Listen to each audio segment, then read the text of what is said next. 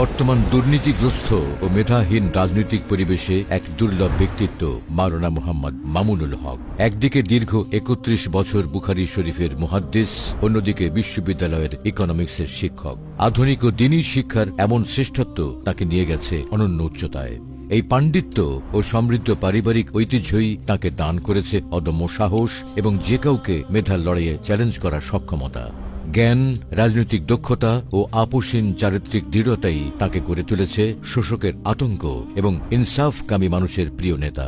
মুসলিম প্রধান এই বাংলাদেশে মেধা, যোগ্যতা ও সততার সমন্বয়ে তিনি এক অপ্রতিরোধ্য আদর্শিক নাম।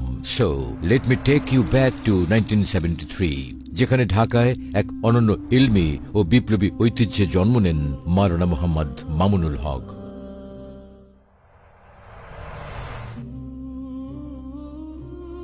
জন্ম ও বেড়ে ওঠা এমন এক পরিবারে জ্ঞান ও যোগ্যতা সেখানে বংশগত ঐতিহ্য। পিতা শাইখুল হাদিস আল্লামা আজিজুল হক রহমতুল্লাহি আলাইহি ছিলেন বিশ্ববরেণ্য মুহাদ্দিস, বুখারী শরীফের প্রথম বাংলা অনুবাদক এবং ঢাকা বিশ্ববিদ্যালয়ের ভিজিটিং প্রফেসর। পারিবারিক ঐতিহ্যের ধারাবাহিকতা রক্ষা করে মাত্র ১২ বছর বয়সে পবিত্র কোরআনের হিফজ সম্পন্ন করেন। এরপর ৭ মসজিদ সংলগ্ন জামিয়া রহমানিয়া থেকে বেফাক বোর্ডের অধীনে সারা বাংলাদেশে উচ্চ মাধ্যমিকে প্রথম, স্নাতকে তৃতীয় এবং ১৯৯৬ সালে দাওরায়ে হাদিসে সম্মিলিত মেধা তালিকায় প্রথম স্থান অধিকার করেন। তার শিক্ষার যাত্রা শুধু মাদ্রাসাতেই থেমে থাকেননি। মাদ্রাসার শিক্ষার পাশাপাশি প্রাইভেট ইউনিভার্সিটি থেকেও অর্থনীতিতে অনার্স ও মাস্টার্স সম্পন্ন করেন। আন্তর্জাতিক উচ্চ শিক্ষায় প্রায়োগিক আধুনিক অর্থনীতির পাঠ গ্রহণ করেছেন বিশ্ববিখ্যাত অর্থনীতিবিদ মুফতি তাকি উসমানীর কাছ থেকে।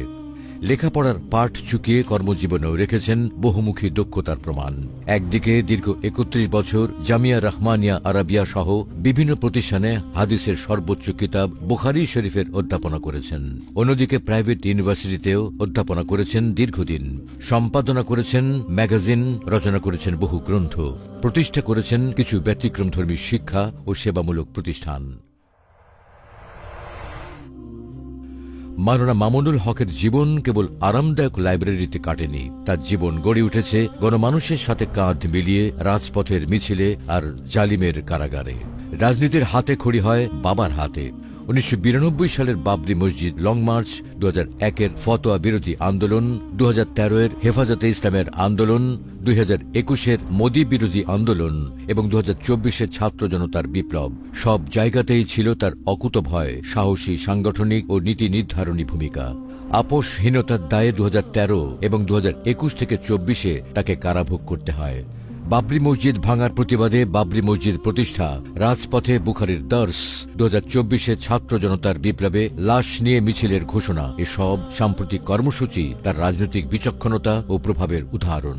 বর্তমানে তিনি দায়িত্ব পালন করছেন বাংলাদেশ খেলাফত মজলিসের আমির হিসেবে এবং ২০২০ সাল থেকে হেফাজতে ইসলাম বাংলাদেশের যুগ্ম মহাসচিব হিসেবে দায়িত্ব পালন করছেন। অধ্যাপনা ও রাজনীতির পাশাপাশি তিনি একজন দরদী সমাজসেবক। রোহিঙ্গা সংকট থেকে শুরু করে ভয়াবহ বন্যায় আর্তমানবতার সেবায় তিনি সবসময় অগ্রণী। শাপলা স্মৃতি সংসদ প্রতিষ্ঠার মাধ্যমে শহীদ পরিবারগুলোর পাশে দাঁড়িয়েছেন দায়িত্বশীল অভিভাবকের মতো। ধর্ম, বর্ণ নির্বিশেষে ইনসাফ ভিত্তিক সমাজ প্রতিষ্ঠায় তার লক্ষ্য। মোহাম্মদপুরের মাটি ও মানুষের সাথে বেড়ে ওঠা আধিপত্যবাদ বিরোধী সুযোগ্য ও আপোষহীন এই নেতা জাতীয় সংসদ নির্বাচনে প্রতিদ্বন্দ্বিতা করছেন ঢাকা ১৩ আসন থেকে।